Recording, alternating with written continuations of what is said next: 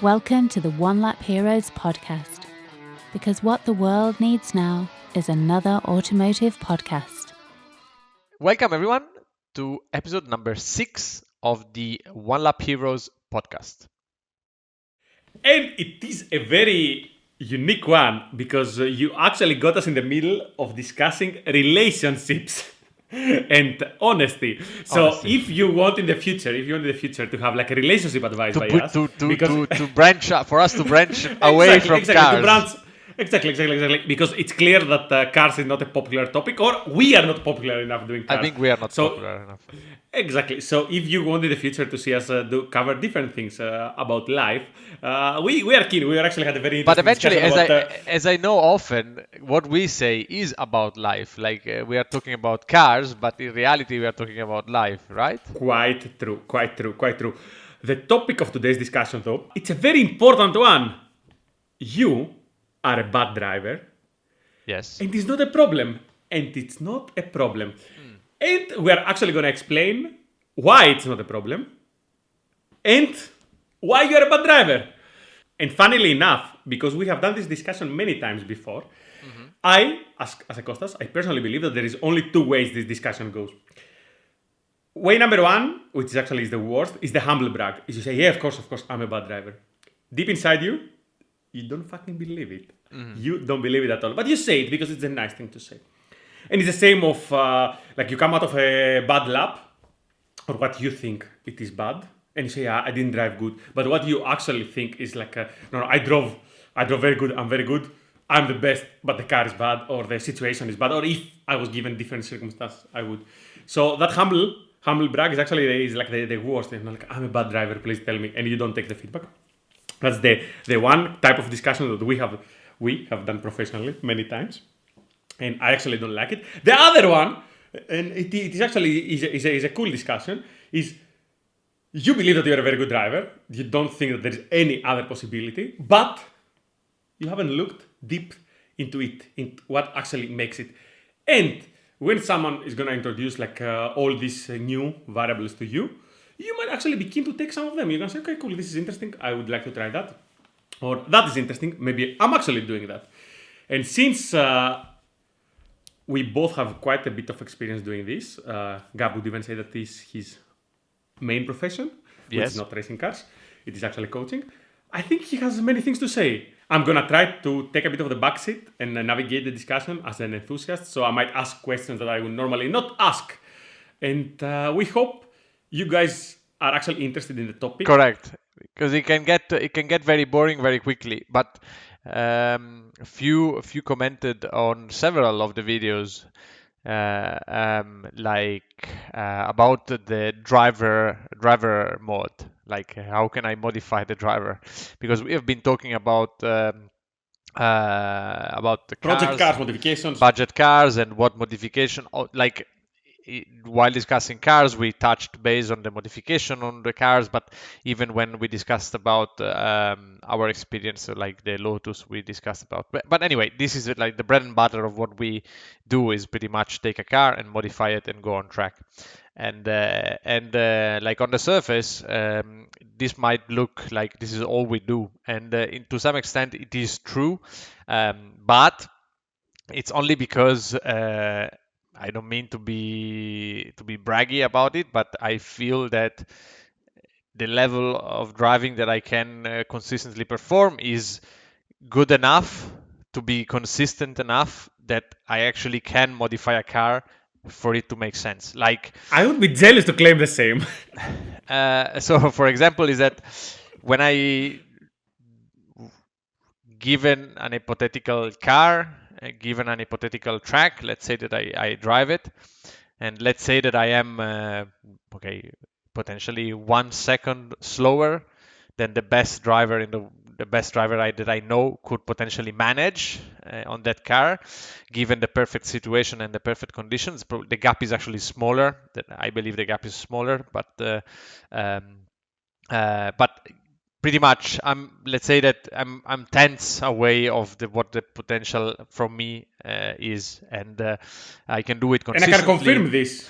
And I can confirm this, having seen it in real life. And I can do it consistently, and I can repeat it also because for me it's just an exercise that gets executed. So of course there are variables in a sense that I have my own style, so I have my strong points and weak points in driving, and I have stuff that I like and stuff that I don't like from a car to be doing. But let's say that I am a known quantity, and given this known quantity, I can work on a variable and eventually measure and feel how much the changes to this variable actually make or break the performance package.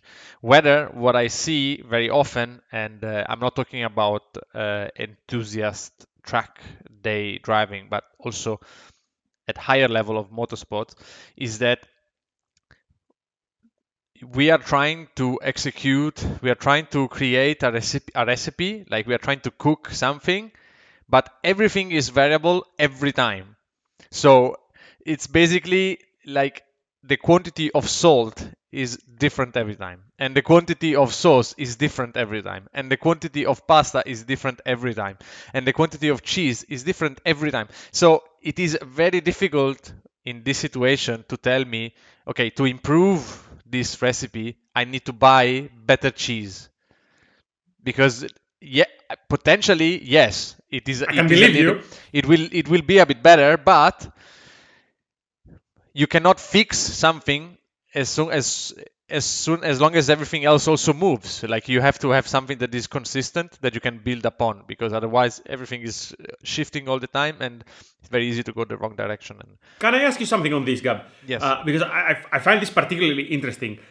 Because the most common thing we get here is, or at least especially in our closer circle, is people thinking, okay, like if Gab would drive my car, what would he do? Or I would like Gab to drive my car, so I see what the car does. Which, I'm sorry to say this, I believe that both these things are actually like the wrong mentality. You are actually thinking it wrong. You are honestly thinking it wrong. Because the thing is not like you drop Gab in your car. So like if you have like a base car, like something quite common, something based in a production car with semi-slicks, not crazy amount of power, something that the majority of drivers can handle. And you have done 1,000 laps in your car. And you found that one perfect day that your inconsistent driving was actually sort of okay. Correct. And you took 5 big risks. It's also the Nordschleife, so risks are very important. And you managed to do a lap time. And then you drop Gap in your car, and you say, okay, fuck, he's a race driver. He probably knows what he's doing. He's gonna be faster than me. He might be like 2 seconds slower, but then you would have to compare it to your first lap in the car. No, not only this, but also there is a big difference. For me, I believe, and I've seen it, I have actually seen it, the lap is going to be driven at a higher level at all the track, while you are going to be like 2-3 corners, 2 maybe fast corners. You're going to take a risk that he's not willing to take, so you're going to go faster in these 2 corners, then completely off pace in 5 other corners, repeat 3 different mistakes in another place, and then the lap times might come, and the sort of are around in the same ballpark, but they might not be in the same ballpark at all driving wise. The lap time is only a relevant. So of course the lap time is the only way we can measure the performance on track. We discussed this already. It is obvious that this is something that we strive for. So the faster lap time is something that we want to achieve. But when we're talking about occasional or recreational driving on track, it is a pointless metric because there are so many variables that go into this equation that you being faster or slower than the day before might be completely irrelevant, in the sense that the only thing that matters is that time of the day, that moment, everybody on the same track. So this is why they do qualifying in 20 minutes. They don't say, okay, you can drive the whole day, and whoever does the best lap this week starts on pole. This whole week you can go out and drive. So this is not how it works. So this is not how it works. And this is where the lap time eventually matters, in the sense that in a competitive environment where everybody has roughly the same tools and is driving in the same time of the day and is driving within the constraints of the track limits and whatever the rules of the championship, so then lap time or comparison between lap times is relevant. But in occasional recreational driving, comparing lap times per se is completely pointless and useless. Also because you can be much faster driving worse. So like now we are talking about This is exactly where I want to go, actually. this I'm talking about mostly about like driving the Nordschleife in Touristenfahrt and whatever, because this is where most people eventually experience the track or track days or whatever. So the conditions of the track can change massively. And Risk plays a bigger role than in other tracks. correct. So, And also the fact that actually knowing the car, since the track is so much, there is so much high speed. If you are confident because you know the car, it's easier to carry the speed than if you don't know what the car will do. Because also because of the Dunning-Kruger effect, the more experienced the driver that you put into the car, the slower potentially he will go in his first few laps, because he knows what can What is go happening? wrong and he knows what happens. And this is why this is why like comparing lap and mentioning what you mentioned, like installing a faster driver in a single car, although especially on the Nordschleife, especially if there is a massive gap in knowledge of the specific car, can be misleading. But even comparing yourself, like even comparing your lap that you did in 2018 with the lap that you did in October 2019 and say, oh, I went 3 seconds faster, hence I'm better, it's pointless exercise. There is only one way to check if you're driving better or not, is to take the data out of the car, like proper data, driving information, and compare them. And there is good, correct driving technique and wrong driving technique. It's not like an opinion. It's not like it's my style. No, it's not exactly, that. exactly. But I think the majority of drivers never even arrive to this level because they don't want, by the way. Don't think for a minute that whatever we're discussing here It's is not a bit because like it's higher expensive, level and you cannot unlock it. And exactly, it's only for the people that can. Because someone brought also this point. They said, like, I cannot afford an instructor. It's very expensive. And I made the counterpoint. Cheaper. I made the It's the counterpoint. cheapest. Exactly. If you spend 2,000 euro to buy suspension, or like 3,000 euro to buy like fancy seats and or remove weight from the car to put like some carbon beads or whatever, or you spend 10,000 euro to up the horsepower of your engine, so you have like a Golf GTI or you have an A36 and you put like 20 grand on it, but you say I cannot afford the instruction, like absolutely ridiculous. But before you arrive to I can or I cannot afford the instruction, you should be able to take advice. And unfortunately, this is something that goes to every walk of life. I think, Gab, you very recently in one of our discussions, you mentioned a cool quote. I will not steal it from you. I will let you quote it later on. But yeah, the problem is that I believe that many of the enthusiasts, they don't really want to take feedback. Like, they will tell you, look at my lap, but they would basically kind of hope that you tell them something good about the car or something good about the driving, or like at best they think that the car has a problem, it understeers or it oversteers or it does something, and you will just confirm that, and that is what is keeping them back, and that's that. There is the very, very, very, very odd occasion of a guy that actually, like he is the extra step, like he doesn't even want to know what is wrong with his driving. He just wants to see what lap time his car does. Like this is with the builder, so he wants to install a faster driver. So he sees a lap time and he then says like, "Cool, my car is like a 715 car." But then you have to tell him that the car is good, which is exactly. But this is a very small bracket. He gets offended if the car is not good. Point in hand. Why you are a bad driver, and why it's important. You can actually say to yourself, like, look at the mirror or the screen or the data and say, I'm a bad driver, so you can actually improve. In my opinion, I didn't say this just because to open the discussion in an impressive way or to have like a cool title there. I do believe it. The majority of drivers that I meet, I think I've been doing track days for like 20 years, like roughly, from like when I was 18. The majority of drivers that I meet are bad drivers. I include myself like into that group. Like I'm trying very hard. I'm honestly working very hard to get out of that group, but I include myself there. And I think the biggest problem is that they can not separate the fact that I went fast that day, like because I was lucky, because I was courageous, because I know my car very well. So like they think that speed at a day, at an occasion, a lap time is a proof that they are sort of moving towards the right direction. and they don't focus on technique that, as Gab said, is something very specific. Data doesn't lie. So Correct. I will tell you that for me, as Kostas, one of the things that I love about driving on track, this is probably the reason that I got addicted into driving on track, it is the fact that it's not debatable. Data doesn't lie. And especially like when I started like in smaller, simpler tracks, it's actually data lies even less, because also even like a bad driver can still be sort of repeatable, and he looks at the numbers straight, and he has to work with 8 or 10 corners, and you maybe have the mental capacity to do this earlier in the game. And the data doesn't lie. It's a brutal thing. The stopwatch in that sense doesn't lie. And this is, for me, this is where I think lap times have a ton of value, and when we bring them in the Nürburgring, they sort of lose some of its value. But that is a different discussion for later on. So, point in hand, technique is not debatable. Gab, from your experience, and of course I will weigh in later on, what do you think are like the most common mistakes? What is the most, not in a list, if you guys are really interested in the topic, we really are going to return into it. But like, what are the most common things that you work with a new client, or you see like a new driver, even like at a higher level, as you said, like entry-level motorsport levels? What are the traits that you see often? And then maybe guys can come in the comments and tell us if they want to know more about this, or if they have like a special problem, that they would like to hear. So what is your opinion? Before I answer this question, and without going into tangents, I would like to address a few points that you brought up, namely the cost of the coaching or the instructor.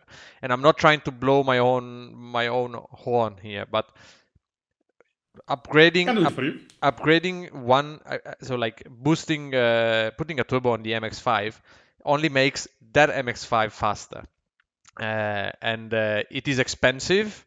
So it is expensive because the parts are expensive. It is expensive because then running the car becomes more expensive. It is expensive also because there is no there is no residual value of the parts that you upgraded, in the sense that the day after you sell the car and you buy a different car, this mod doesn't improve also the next car. You understand what I'm saying? So like, you don't bring it with you. And then once you have this car that has costed more money because you modified, that costs more money because you ran it, that is worth less money because you modded it, and then you go on track and you have to pay for the day, and then you have to pay for the tires and run the car, going around. So like they say, sit time is everything. But I disagree to some extent, in the sense that if you go on track and you drive the whole day wrong, which is 99% of the case what happens, you only become very proficient at doing the wrong driving technique. And then one day you get bored, or one day you have more money and you say, I really want to coach now. And maybe you are 50 and not 20 anymore. And then you call somebody like me, and then you have to undo 30 years of bad driving. 30 years. So having said this, this is why coaching, and not in driving. So this is like in everything. In everything. So like, eventually humans only learn through experience. The only way we can learn is through experience. The cool thing is that we can learn through somebody else's experience as well. So we don't have to do all the mistakes. You don't have to do all the mistakes that I have done. You can skip all these middle steps and get straight to where I am now. Like for example, for knowledge wise, then practice and putting into action is a different thing. But you can skip all those years of learning. You can skip just by listening to what I'm saying. And I think that the most expensive coach you can find is still too cheap, because if I have to charge you for the hours that I have put in to learn what I know, you cannot pay me. Like, literally, there is no money that can pay me. Exactly. And I think I made exactly this counterpoint. I will further say that if you go in a place to do like free fall, like to jump from a plane, from an airport, you have to have someone behind you. You want someone else to do the parachute for you. If you go even something less dangerous, like an activity like a snowboard, like you want to learn snowboard, or you want to waterboard, or you want to surf, whatever, of course you can pick up a surfboard. Is actually quite cheap, and you can go and do it. But real progress happens when you get help. And when you're in the mountain and you have limited days, you say, okay, maybe I get a coach so he actually shows me the basic Correct. things, or I get a friend to coach me. It's still it's a start. And when you want to do like football, like every kid can play football, but when you want your kid to do good, you actually get him to an academy so he plays with other very good players. So the more you play with good players, the quicker you're going to improve. The more you actually get trained by someone that has years of experience, the quicker you're going to improve. So I think in all these other principles, sometimes people kind of see it like and kind of understand the value because society put the norms there. So I want to learn this martial art. Of course, I go in a school and I train. Exactly. You don't go in the club and start punching people to learn karate, right? Which is a way. It's a way. You are gonna develop probably your own martial art, and I think this is also what a lot of people do with driving. Like they don't admit that they don't know how it's done. They see it like somewhere on a screen. So you can probably learn martial arts from watching movies, but not really. Same goes with driving from on board. Like it works, but it also doesn't work. Anyway, I think in all these other things, society has the norms and you sort of follow them. Driving being like a very special activity, and but also because it's not even considering it like. We had a discussion. We had a discussion with one of our friends and that told us that there is this quote is what I want. Like teaching a man how to drive his car is like teaching a man how to bang his wife. It's like it's difficult. Nobody wants to take advice on this regard. Like it has to be. It requires a very specific mindset, in a sense that it's a very emotional activity that is very close to our instinct, and we all feel like we are the best. Actually, the least, as in many fields, as I said, mentioned already, Dunning-Kruger, the least you know about driving, the more confident you are. So, but let's not go completely off. You want to say a couple of real world advice on track day guys out there on what they are doing wrong? Yes. As a small preface, we have all been there as car guys and track enthusiasts. We have been there modifying our cars and improving them. My general opinion is that money is better spent in a system, which modern systems are very modular, in a system that allows us to record what we are doing with the car, because generally the mistakes that I'm gonna explain now are easy to spot in telemetry, like on data. It's very easy to see them, and somehow when you see them on a piece of paper, black on white, they are more effective as a teaching tool than me saying it. And because when you see what your braking does to the speed and to the car and to the balance of the car, you can understand better why you should not do it or should do it differently, etc. So in my opinion, if you're serious about your driving, if you're serious about improving your driving skills, I would allocate the budget to install a system to record your data while driving. As I said, now in 2021, there are multiple systems that you can just plug into the car, and from the OBD signal, you can translate the signal from the car, and get every information. So RPM, gear, throttle position, brake position, whatever. Especially if you're running a modern car, everything is available and open. But some of you might be building cars with bespoke dashboards and sensors and whatever. So I know there are crazy builds out there. For you, it's even easier. So absolutely don't skip it. Actually, if you have a stock Porsche and you have the chrono package, it actually has everything, including even steering angle. Right. Something that is very cool and you could not have like in a normal track day car. It's right there in your car from factory. You literally have everything embedded in the thing, which is very cool. Throttle position sensor, gas pedal sensor, also the same. So actually, a lot of modern cars have everything in there. So so there is no. So basically, Gab, sorry, let me understand this. You are telling me that me putting this fucking cool wide body kit and this big carbon wing and this big engine in my car and not telemetry data, not even a dash. Actually, not even RPM or speed. I'm doing it wrong. Is this what you're saying? I say, I would say, wrong. I'm shocked. Wrong might be a strong word, maybe too strong, in the sense that eventually everybody does whatever he wants, as we established behind the scenes. And there is no need But for you would not recommend it. You would so not recommend it. you, not you, Kostas, but you, viewer, listener, that don't care about data, or you are thinking that you are the best driver in the world, that you don't need any data to improve, and what is holding you back is the car. You don't need to go in the comment and explain to me why you feel you are the best driver in the world, or why you feel like you don't need telemetry data, or why you wanna reason or rationalize your thought process to the point that you are happy with not having data in the car and you can go to bed and sleep. I don't need this. Just type I don't have data because I don't want it, and I'm happy with this answer. I don't think, as I said, I don't think it's a wrong approach, in the sense that, as I said, we said it many times also with other discussion, other podcasts. It is the wrong approach for sure if your ultimate goal is performing on a track. So there is no denying that measuring what you're doing on track has a huge value, adds a huge value to your driving, especially of course if you can interpret what you're seeing, because just having the data and not knowing what it is also pointless. But there are resources that can help you understanding what you're seing.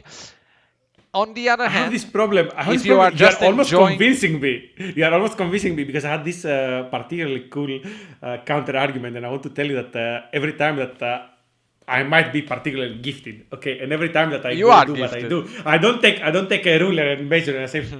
This is actually as good as I remember. So you are telling me actually that my counter argument was wrong, and if my goal is to improve and drive better, I actually have to resort to data, yes or yes. No, if you, let's say this, if you want to drive better, You're you winning. have to know. Yeah, I'm almost convinced. So if you want to drive better, you have to know. Let's put it like this: if you want to improve, you have to know what you're doing wrong. And if you don't have data, it's not written, if it's not printed black on white, what you're doing, including what you're doing wrong, including what you're doing right, it is very difficult to improve yourself. I give you, and this is a sneak peek to the most common mistakes, a very simple example. Have you noticed, for example, that the slower guys in the field in a racing situation are the ones that crashes more often? This is not an accident. It's because they don't know where the extra lap time is. So they're gonna look for it in the wrong place and they're gonna smash the car up in bits. They're gonna crash here and there because they think the lap time is somewhere where there isn't any. Or they are trying to find it in the wrong way. Or even they are working on the car, as we said at the beginning, like variables on variables on variables. So their driving creates some behavior in the car which they don't understand it's because of their driving. So they eventually try to fix the setup, but in reality they are just chasing their driving style.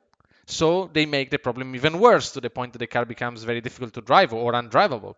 So this is a specific case where an engineer that can explain the data and a driver that is open-minded enough to understand that he's not perfect and he might be doing something wrong are big benefits to the equation. And this is where most recreational drivers are heavily lacking, in the sense that they are not stupid or they are not bad drivers because they don't have any talent. Anyway, talent is pointless, is just a word. It doesn't exist, talent.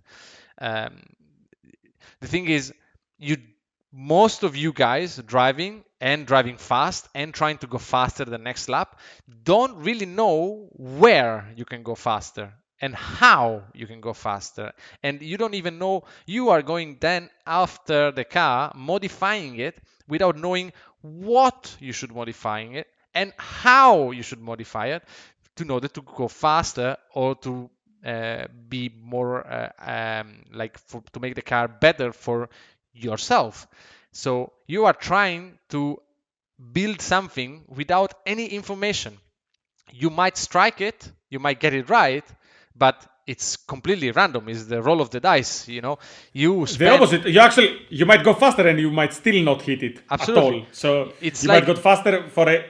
It's funny because you spend hours and hours. We all do. We spend hours and hours and hours on forums discussing this air filter is 1 bhp more than the next air filter, and this suspension and this spring rates, no, 10 newtons more, 10 newtons less, and then we have no fucking clue what we are doing. So, and then you go on track and you pick up the throttle 50 meters earlier and the car understeers like a pig, and then you say, it's the spring rates. It's not the spring rates, it's the driver. So it's and this is not an opinion. There is not a spring rate that Example. And you might think that this is getting too technical or too complicated, or the opposite. You might think that all these things are very vague. But I will tell you something very common. So, me, that I'm not a professional, and I consider myself probably a quite bad driver. A lot of it comes down of a passion. Like I really enjoy the act of driving. And you would say, okay, fuck, you enjoy the act of driving, you're doing it for a long time, so probably you do it very well. So it actually, it's a bit the opposite. So because you don't drive often, the first thing that I naturally want to do is probably to overdrive the thing. And overdrive the thing is probably combining one or two mistakes. It's not even what you think, like overdrive, so you're actually driving too fast, so everything is good. No, it's probably most of the times like a very common thing that I do a lot, and I try to remove from my driving, and there is a possibility you do, is I actually overslow myself into a corner. I understand subconsciously that I slow down a little bit more than I wanted, and I go on the power too soon. And of course the car understeers, as Gab said. So actually I have a car that is not good coming in, so I also sacrifice quite a lot of speed because like I actually braked quite a bit earlier. I entered the corner slow, and I have understeer in the exit because of course I picked up the throttle very early, and the car, what it's gonna do is gonna do that. So again, combining these two very, very simple mistakes, it can be, you can come out and say, no, I did everything perfect, especially like if you don't have at least on board. You can say, I did everything perfect, but the car is a pig, as Gab said. So, and you are not going to be completely wrong in the sense that there was an understeer at some point, that last part of the corner. But there might be at least one or two things that led to this. And I think this sort of what you were saying as well, where data comes, like, in the data, you can actually see that you also overslowed in the entry, and the one lead to the other. And I think, look, you can actually have I think the thing is that if you can see the mistakes easily from a video, from the onboard, it means that the mistakes are of a magnitude that we are talking like multiple seconds over a normal GP over a lap, a normal GP lap.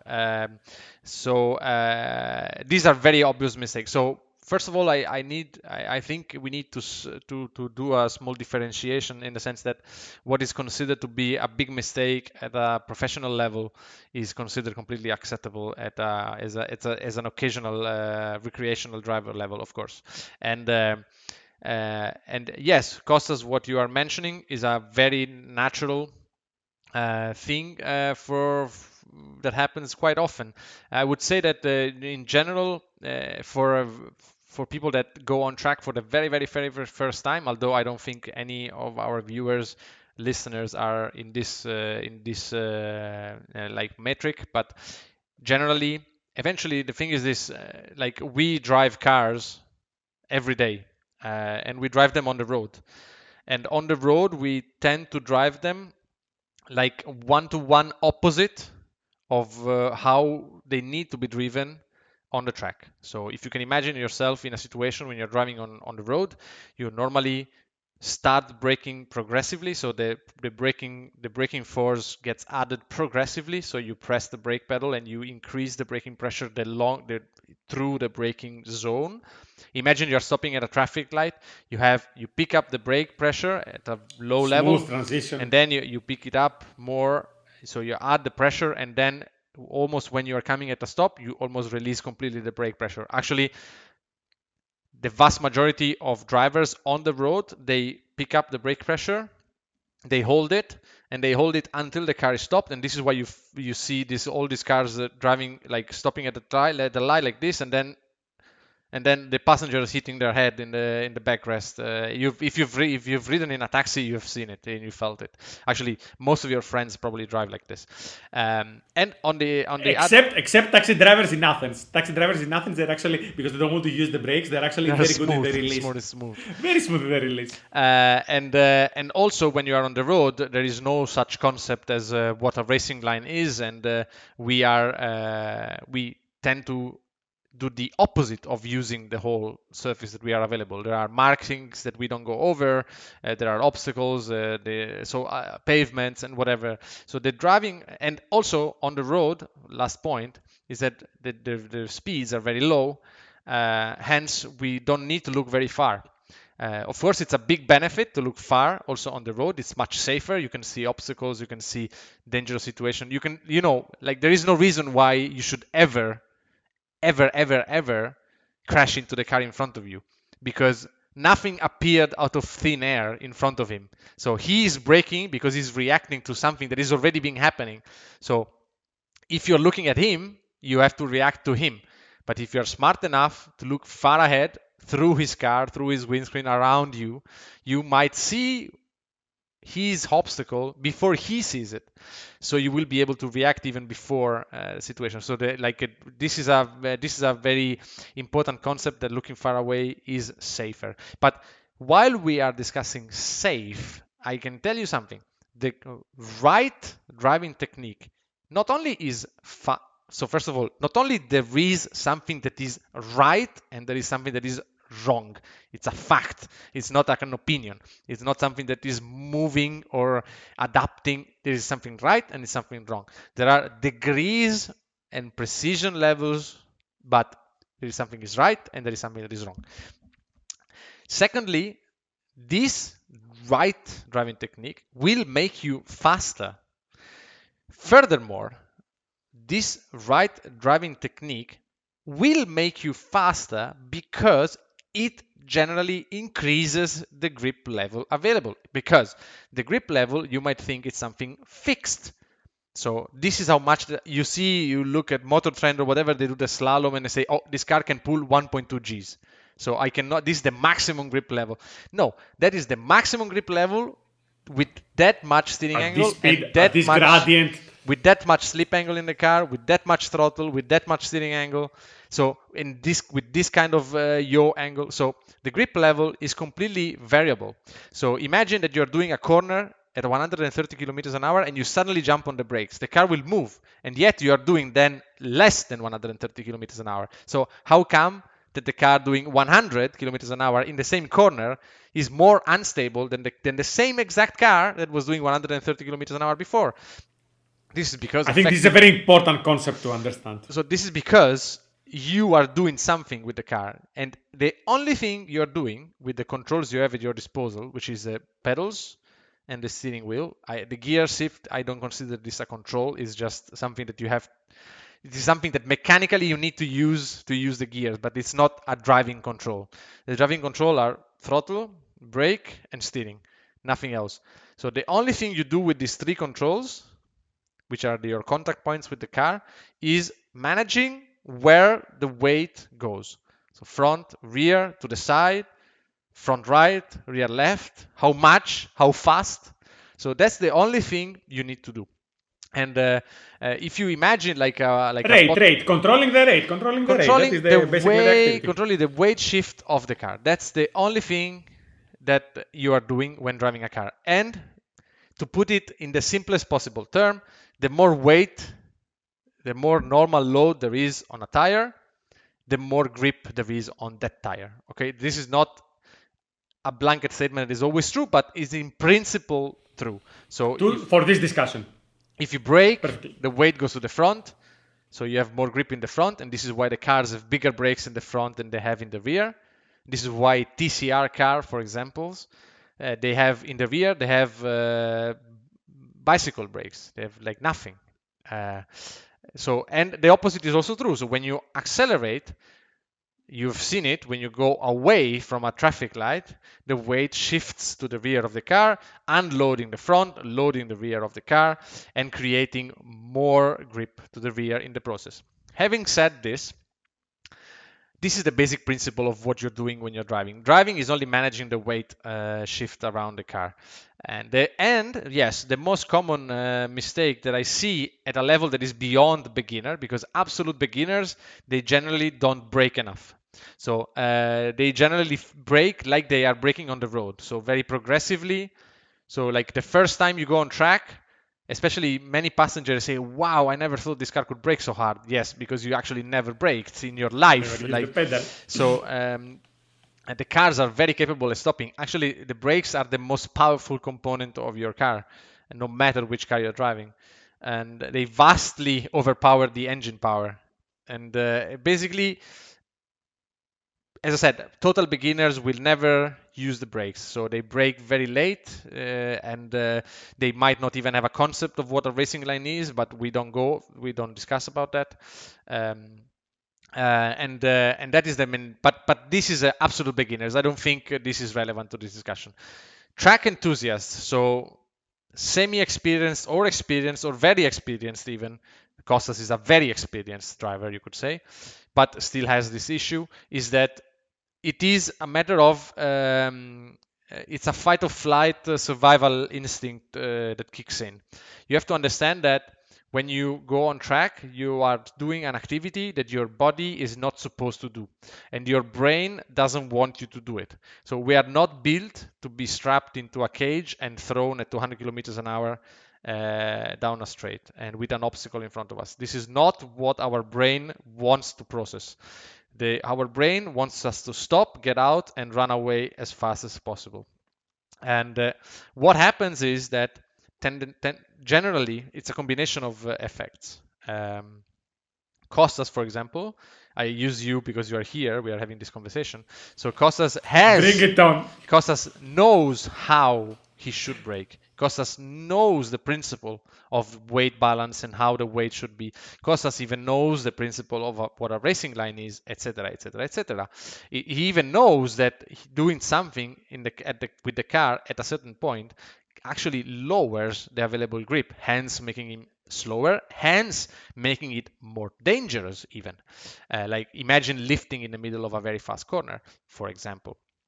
And yet he still has what I would consider to be the number one mistake that amateur drivers up to semi-professional drivers often have. I would say that this is more of a trait of drivers that are later on in their life. So like very young drivers don't have this as much.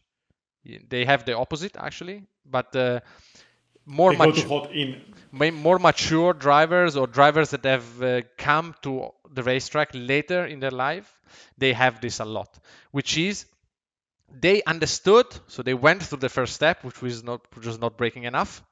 Now they know that they have to brake hard, but they use the brakes like a switch, like it's on or off. So it's braking zone, all the braking I have, like pedal to the floor if you have ABS, all the braking you have, which is in theory true because you have to use threshold braking eventually to get the most out of the car.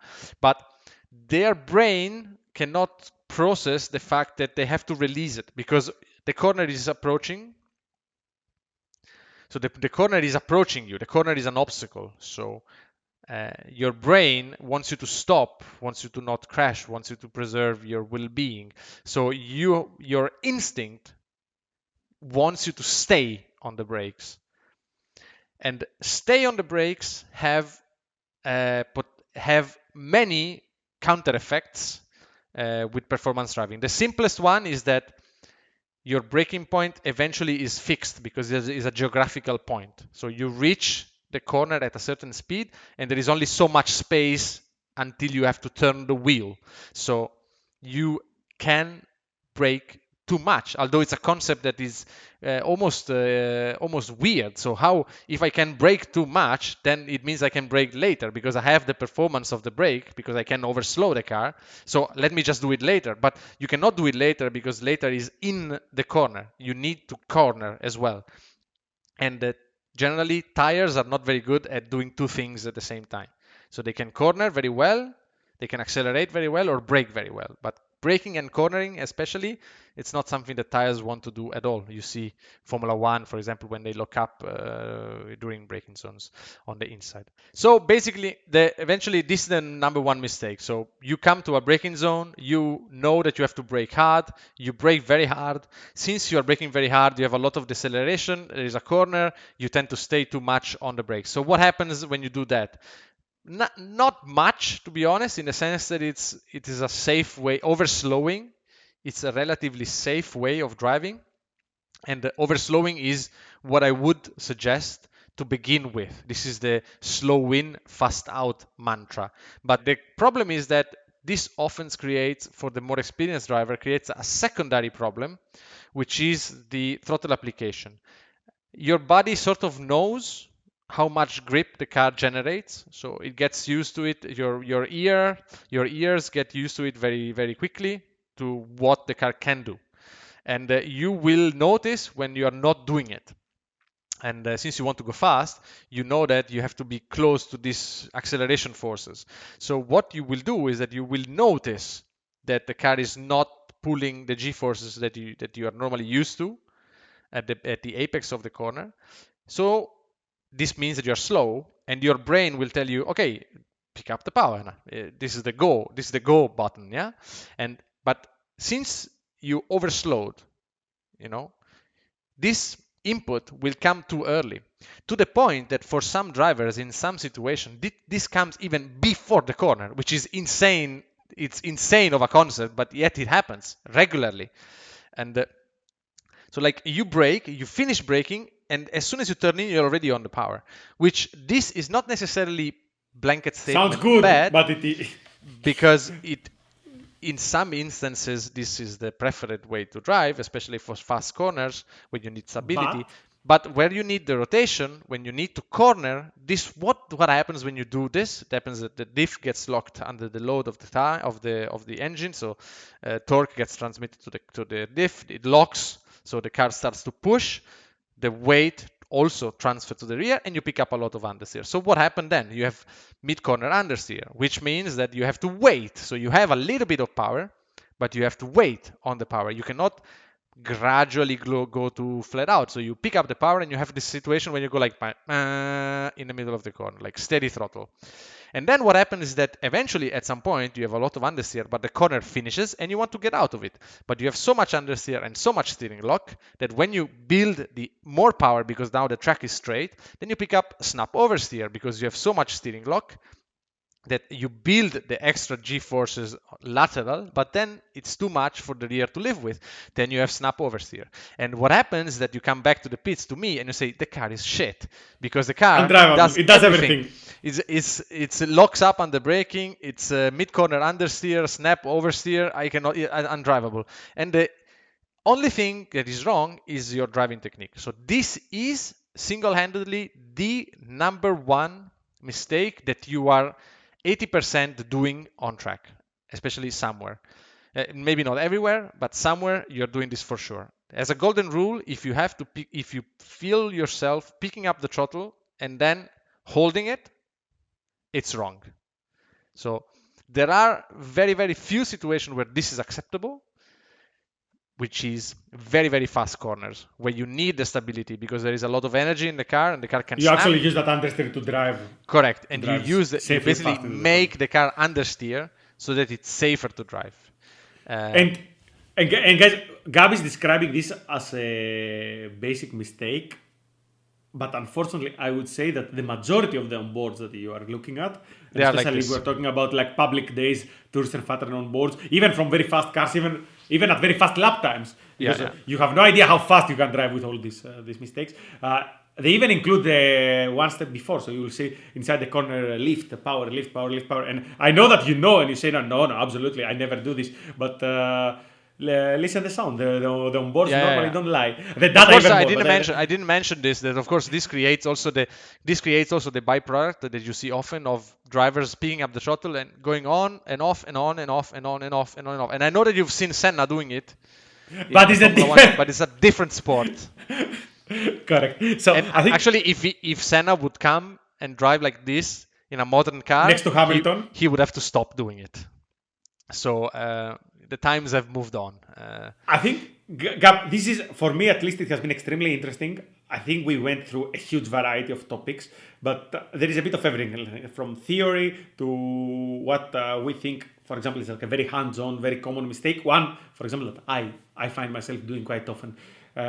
I normally, the more rusty I feel, the more often I do.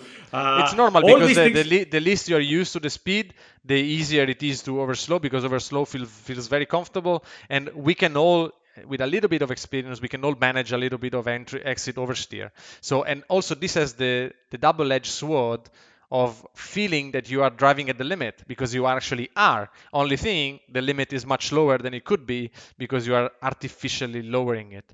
But this Correct. creates a vicious circle when you just do it harder. So you go at the power even more, and then you snap even more, and then you brake even later, and you brake even more. So it creates this vicious circle when you are overworking the car, overdriving, what Kostas was saying, overdriving the car a lot. And it gets more dangerous. So the more you do it, the more dangerous it gets, and eventually it can create problem. And this, I small like the last thing I'm gonna say in this podcast is that this especially happens in slow corners.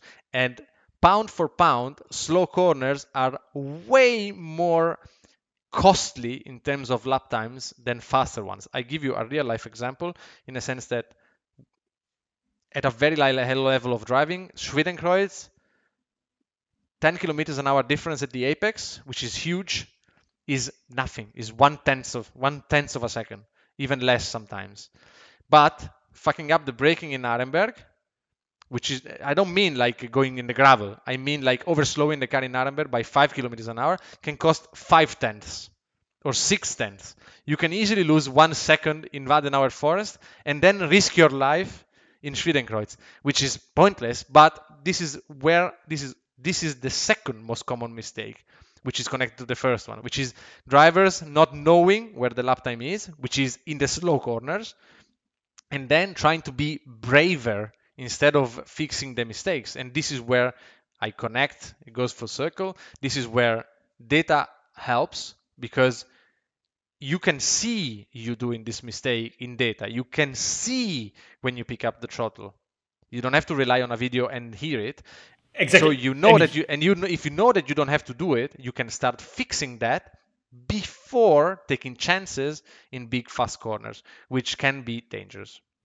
because you might be screaming right now and you say, no, it is the opposite. I clearly read that the fast corners are the more important because the more kilometers, that is what I want. And I always want to arrive to the next stage with the more kilometers. And all these things are correct, except that you forget for how long you are carrying this Correct. extra speed. So for Swedenkreuz, you carry this extra speed for a very little amount of time. And it's While also a in matter another slow corner like Arben, also for how long time you are losing this 5 or 10 it's also a kilometers per matter hour. of this also whenever I talk about this, I think back at the when the Lamborghini fake lap video that actually didn't discuss any of this. But the thing is that it's also a matter of percentage, in a sense that it is very, very easy. So 10 kilometers an hour in Schwedenkreuz, you feel it.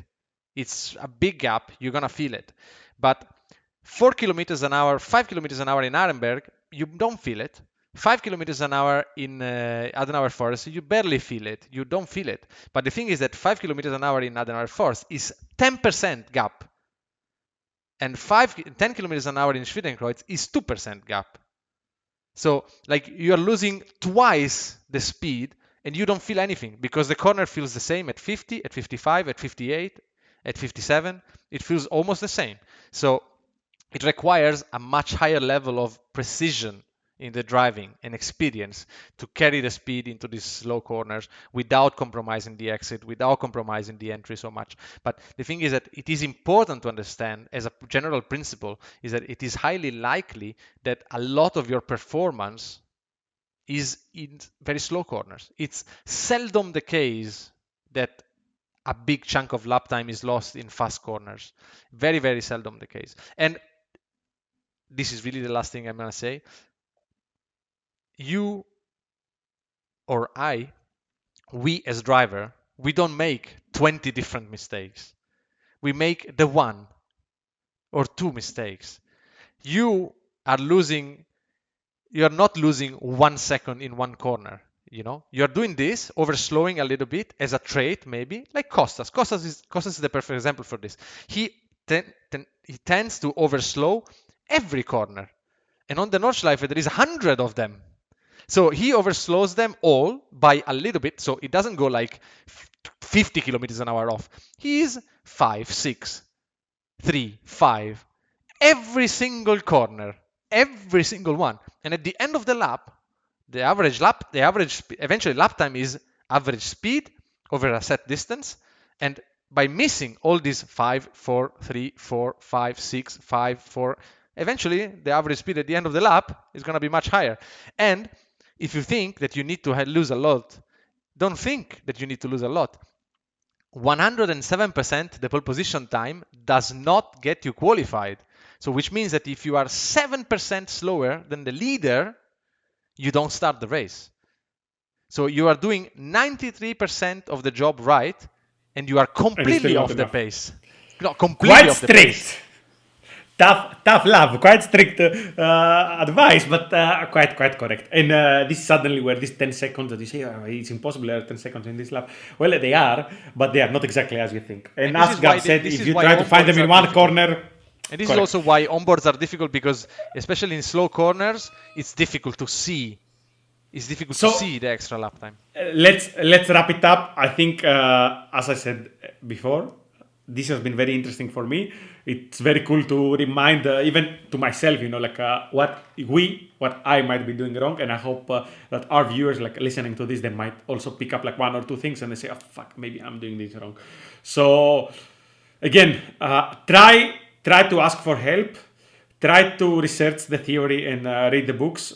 You need to have a basic understanding of all the concepts that we are discussing here. Without this, even having the data, it cannot help you. Then, of course, when you have the basic understanding and you have a couple of onboards and you have a bit of frame of reference, then without data, you cannot help yourself. So actually, don't be a Kostas. Don't do what I'm doing. Try to sort of help yourself, enable yourself to go faster, as much as possible. If this is what you want, No, in the end, I think the final counter argument is what Gab said. Do you want to go faster, taking the minimal amount of risk, or you actually want to randomly go out there and try to fight your way into? This is efficiency eventually. It boils down to efficiency eventually, yes. And try to all this not put as a counter argument cost. So because I can easily see that people are going to say, yeah, but of course I cannot afford a 2,000 euro unit. We live in fantastic times. Even if you cannot afford a race navigator or a race logic device or anything, you afford a 30 euro GPS receiver and a race chrono or Harris lap timer or whatever you pick. Or of course, we highly recommend you do something better, but at least start with something. I think all these are fantastic advice. Again, this is a bit of a primer, so we don't believe that we could do a 10-hour podcast. We really covered everything. Maybe we didn't cover anything, but I hope it's a start for it's a start for a discussion. Whatever you think that you would like to hear about, being that you are new to this and you have questions, or being that you are very experienced and you are stuck, or you are somewhere in the middle. I think we sort of represent a very wide spectrum, both from where we come as backgrounds, but also how we drive as drivers. So we are quite certain that we can help. Gab? Yeah, for sure. We, as always, we welcome any comment under this video, podcast, whatever. And don't refrain, whatever you might want to ask, just go for it. If you enjoyed this podcast and you've watched it or listened to it until now, it would be great if you could like and subscribe to our channel and share it to your friends. Share it to that one friend that thinks that he is the driving god that does make no mistakes. And have him comment underneath and saying that I don't know what I'm talking about. Apparently, anyway, this is established. So this is established. Was a pleasure talking to you, Kostas, as always. It was a lot of fun. Same thing here. And I look forward to see you soon. I'm coming to the Nürburgring, I'm there in a couple of days. This sounds like a threat. I will see you. I think I will see you in 2 days, Kostas. Ciao, everyone.